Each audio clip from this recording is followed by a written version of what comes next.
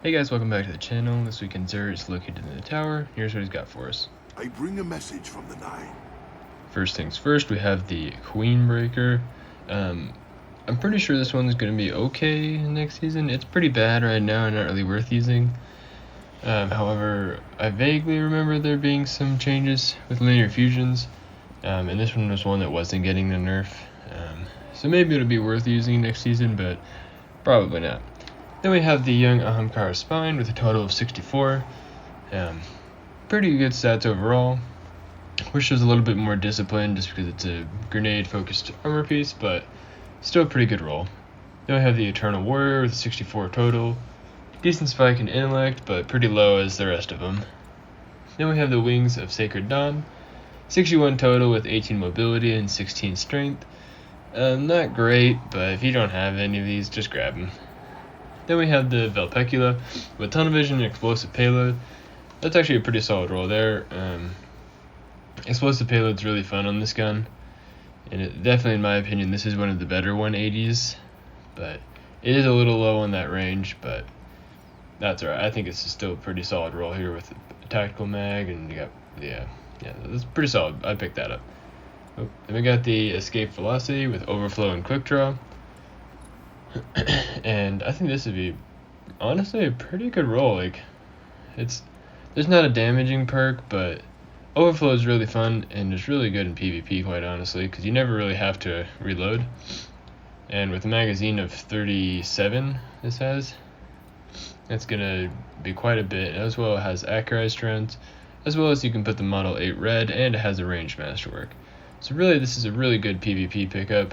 I would grab it if you would like a really good SMG. Then we got the Extraordinary Rendition with Surplus and Thresh. Let's see, yeah, so that's not bad. Yeah, I would, well, I don't know, it's pretty low on stability. It's a 9. I would pass on this one unless you really like how the gun looks. Then we got the Sojourn's Tail with Moving Target Dragonfly.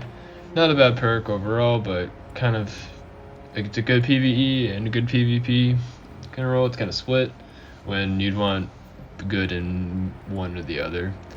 Then we got the Punching Out with Threat Detector Wellspring. Meh. We got the Tarantula with Genesis Dragonfly. It's alright. Then we got the Third Axiom with Feeding Frenzy and Rampage. Not bad, I guess, but I don't think you have to reload with Rampage anymore, and so that doesn't really help it. But for armor, we got the the Hold Fast armor set. For Titans on the arms, we have a 65 total with 16 resilience and 16 intellect. Not bad. Then we got a 62 total with a pretty good spike overall, 20 discipline with 16 resilience and 12 mobility, as well as 10 intellect. So overall, a really good roll there. Then we have the helmet with the 63 total, 23 recovery and 15 intellect.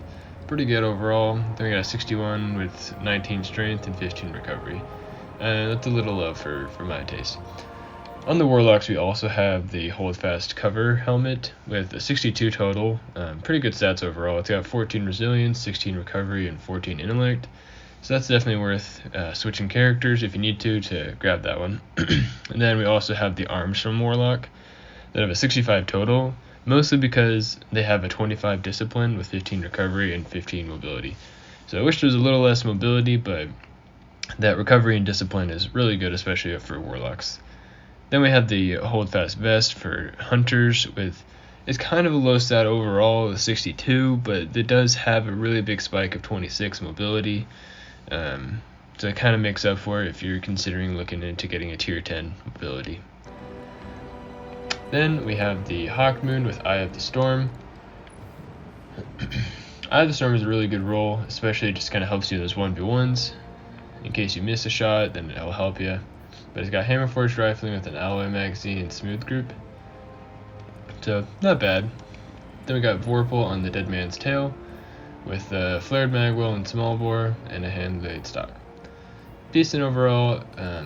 Dead Man's Tail's seen quite a few nerfs, but I've heard it's pretty decent in PvE, so it might be worth using this Vorpal for it. But, well, that's all that Zer has for us this weekend. As before, make sure to check out the,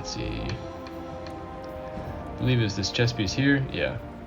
Make sure to check out this chest piece, the Warlock helmet, the Warlock arms, and the Warlock chest piece, as well as I would get this Velpicula, considering you can't really get it as a worldly drop anymore, and with the coming of next season, it's going to be gone and hard to get. As well as this Escape Velocity, which looks like a really fun roll that I'm sure you'll enjoy. Make sure to let me know down in the comments what you got from this exotic engram, and I'll catch you guys in the next one. See ya!